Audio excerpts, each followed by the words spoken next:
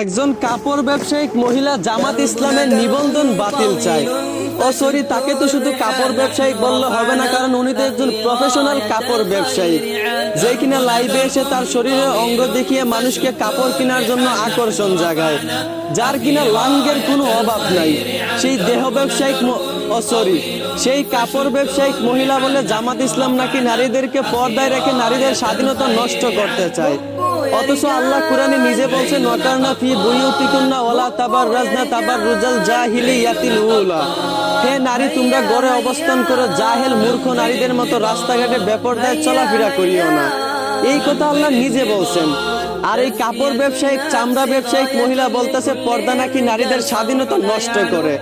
আমি বুঝলাম না, মুসলমান হয়েও যে মেয়েরা বলে পর্দা নারীদের স্বাধীনতা নষ্ট করে, তারা কি কোনোদিন ইসলাম শিক্ষা পায় নাই?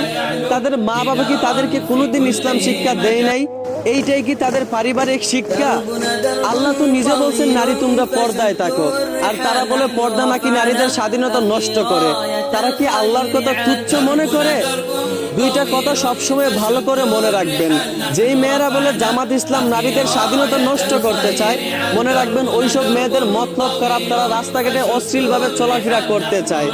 যারা বলে পর্দা নারীদের স্বাধীনতা নষ্ট করে, মনে রাখবেন তাদের নিঃসন্দেহে পারিবারিক শিক্ষার অভাব আছে। আশা করি বুঝতে পারছেন। ধন্যবাদ।